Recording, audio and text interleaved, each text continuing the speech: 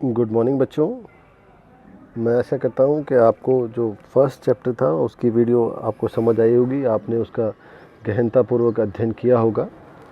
और जब आपको सारे बेसिक्स क्लियर हो जाते हैं बच्चों फर्स्ट पार्ट के, तो अब हम आगे वाले चैप्टर को देखते हैं जिसमें हमें उसी एरियल फ़ोटोग्राफ को जिसके बारे में हमने पिछले चैप्टर में देखा था, हमें यहाँ इंटरप्रिटेशन करनी है कि उनमें क्या चीज़ें हैं, क्या तत्व हैं।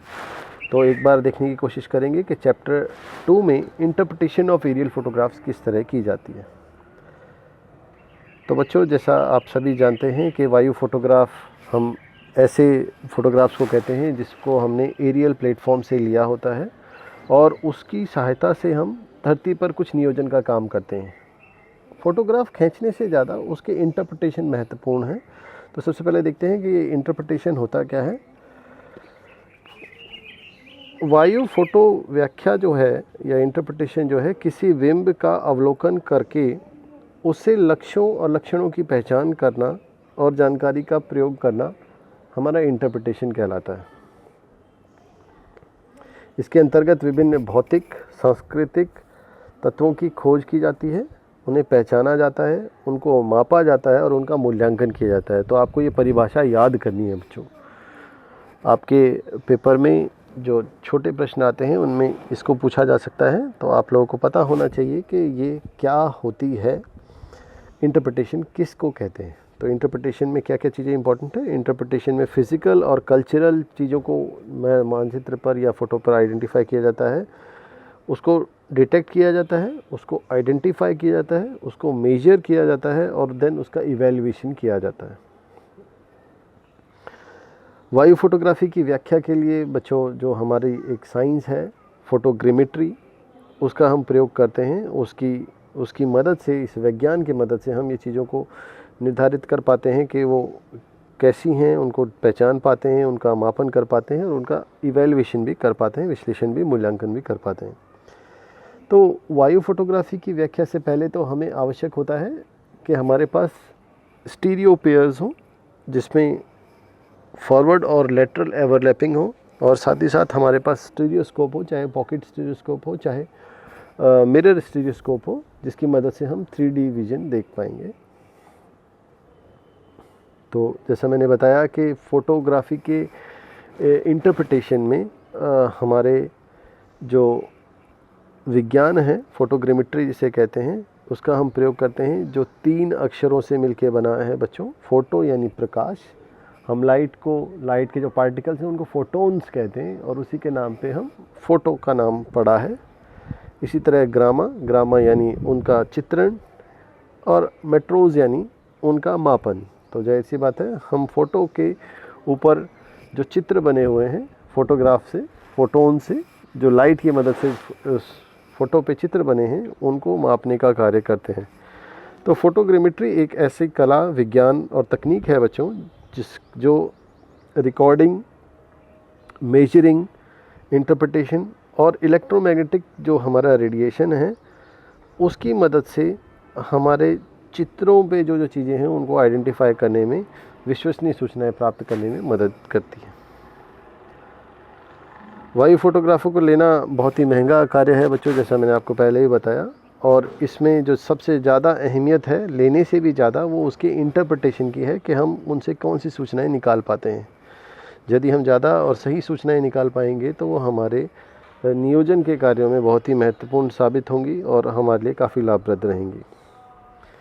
कई बार ऐसा होता है कि हम एरियल फोटोग्राफ से सभी सूचनाएं नहीं निकाल पाते, उसके लिए हमें एक विशेष काम और करना होता है जिसको हम ग्राउंड ट्रूथिंग कहते हैं। ग्राउंड ट्रूथिंग एक ऐसा काम है जिसमें यदि हमें कोई फ़ोटो में चीज़ समझ नहीं आ रही है कि ये क्या है, या ये छोटी इमारत है या बड़ी है या क्या चीज़ है, तो हम उस फ़ोटोग्राफ को लेकर उस क्षेत्र में जाते हैं और उस चीज़ जो स्पष्ट नहीं है उसको स्पष्ट रूप में जाकर, साक्षात रूप में जाकर देखते हैं, जिसको ग्राउंड ट्रूथिंग करना कहते हैं, जिससे हमें सही जानकारी मिल पाए। अब आता है बच्चों कि जो एरियल फोटोग्राफ है उसकी व्याख्या के लिए जो हमने पीछे 9 तत्व आइडेंटिफाई किए थे, जो आपने पहले चैप्टर में देखे हैं, उन्हीं का हम प्रयोग करके हम ये कोशिश करते हैं कि बता पाएँ सही तरीके से कि कौन सी चीज़ क्या है। ये कौन कौन से थे जो सहायक तत्व? ये थे shape, size, tone, shadow, pattern, location, association, resolution and texture. तो इस तरह से ये 9 तत्व हैं जो हमारे बहुत ही काम के हैं। अब वायु फोटोग्राफी जब हम इंटरप्रिटेशन करते हैं बच्चों, जैसा हमने क्लास में और प्रैक्टिकल के दौरान किया था, बताने की कोशिश की थी कि क्या क्या चीज़ें हम यहाँ आइडेंटिफाई कर सकते हैं। तो कुछ फिजिकल एलिमेंट्स हैं जिनको आप पहले देख के बता सकते हो, जैसे धरातल, ढलान कैसी है, क्या आपके पास जो फोटोग्राफ है वो पर्वतों की है, पठार की है या मैदानी क्षेत्र है, स्थलाकृतियाँ कैसी हैं, यही हमारे बताने का मुख्य उद्देश्य होता है। इसके अलावा आप वनस्पति को देख के बता सकते हो, क्या घनी वनस्पति है, किस तरह के पेड़ हैं, दूर दूर हैं, पास पास हैं, यह आप आइडेंटिफाई कर सकते हो। जल जो बॉडी है, वाटर बॉडी है, जलाशय कैसे हैं, नदी नाले तालाब कैसे हैं, तो ये आप आइडेंटिफाई कर सकते हो। वहीं आप ये भी आइडेंटिफाई कर सकते हो कि सांस्कृतिक फीचर कौन कौन से हैं, जैसे शहर कैसे हैं, सड़कें हैं, रेलवे लाइंस हैं या नहरें हैं, आप इनको आइडेंटिफाई कर सकते हो। आप कृषि के प्रकार को भी आइडेंटिफाई कर सकते हो कि कहाँ पर फसल विकसित अवस्था में पहुँच गई है, कहाँ अभी उतनी विकसित नहीं हो पाई है। तो बच्चों, वायु फोटोग्राफ में जब हम इंटरप्रिटेशन करते हैं तो हमारे पास 3 तरह के फीचर्स उभर के आते हैं। पहले को हम पॉइंट फीचर कहते हैं, जो एक बिंदु के रूप में हमें दिखाई देते हैं, जैसा पेड़ हुआ कोई या कोई नलकूप हुआ, ये एक पॉइंट के रूप में मानचित्र पे दिखते हैं, तो फोटो में भी ये पॉइंट फीचर कहलाते हैं। वहीं कुछ को हम लाइन फीचर कहते हैं, जो लंबे लीनियर फीचर होते हैं, जैसे सड़कें हैं, रेलवे लाइन है, नहरें हैं। और तीसरे होते हैं पॉलीगन, जिसमें हम एक क्षेत्र का क्षेत्रफल होता है जो काफ़ी एरिया कवर करता है, जैसे खेत हो गए, पूरे जंगल हो गए, गांव शहर हो गए, ये एरिया कवर करते हैं, इनको हम पॉलीगन के रूप में अध्ययन करते हैं। तो बच्चों, वायु फोटोग्राफी को प्रभावित करने वाले, उसके इंटरप्रिटेशन को प्रभावित करने वाले बहुत तत्व हैं। यदि आप उनको ध्यान से देखें तो सबसे पहले हैं कुछ सेंसर की कैरेक्टरिस्टिक्स। जब आपका कैमरा है, यदि वो बहुत अच्छी गुणवत्ता है कि तो आप ज़्यादा इन्फॉर्मेशन निकाल पाते हैं, यदि वो उतना अच्छा नहीं है तो कम सूचनाएं निकलती हैं। वहीं मौसम और समय, आपने किस समय फ़ोटो खींचा है, मौसम कैसा है, वायुमंडल की पारदर्शिता कितनी है, वायुमंडल की जो प्रभाव हैं वो। इसके अलावा resolution of image and scale, तो स्केल का भी बहुत प्रभाव पड़ता है। आपने बहुत ऊंचाई से ली है तो चीज़ें स्पष्ट नहीं दिखेंगी, आपने ज़्यादा पास से ली हैं तो कम चीज़ें दिखाई देंगी। तो ये इस बात पे भी निर्भर करता है कि किस तरह का आप इंटरप्रिटेशन कर पाएंगे।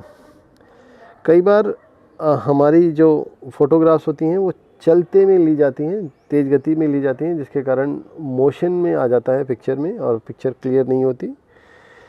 कई बार जो हमारी स्थलाकृतियाँ हैं वो, जो हमारी ज़मीन उबड़ खाबड़ होती है, जिसके कारण वायु फोटोग्राफी की जो गुणवत्ता है वो ख़राब हो जाती है, अच्छी नहीं आती। कई बार हमारे जो ऑब्जेक्ट हैं वो दिखाई नहीं देते, उनकी विजिबिलिटी ख़राब होती है, जिसके कारण वायु फोटोग्राफी की गुणवत्ता प्रभावित हो सकती है।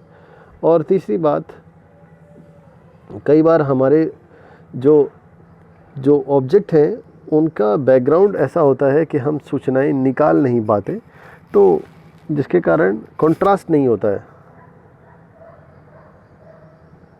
ना। टोनल कंट्रास्ट जब होगा तो ही हमें चीज़ें का आभास हो पाएंगी, तो वो नहीं होता है, समानता होती है, जिसके कारण हम दोनों में, दो जो ऑब्जेक्ट्स हैं उनमें कंफ्यूज हो सकते हैं, तो सूचनाएं सही नहीं निकलती हैं।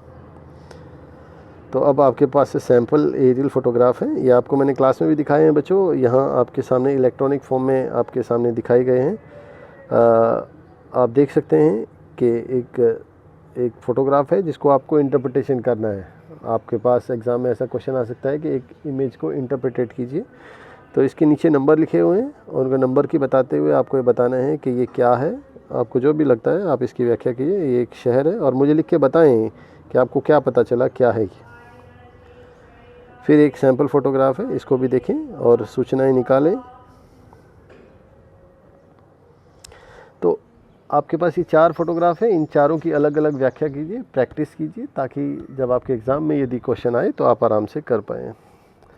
अब आता है कि एरियल फ़ोटोग्राफ का यूज़ क्या है बच्चों, हम किस लिए प्रयोग में लाते हैं, हम क्यों इतने पैसे खर्च करते हैं, हम क्यों इतनी तकनीक लगाते हैं।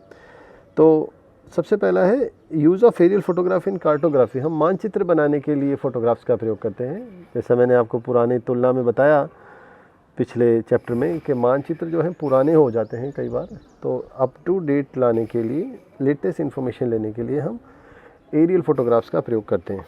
दुर्गम इलाकों में जहाँ नहीं जाया जा सकता या जहाँ के मानचित्र उपलब्ध नहीं है, वहाँ पे एरियल फ़ोटोग्राफी कार्टोग्राफी के लिए बहुत मददगार होती है।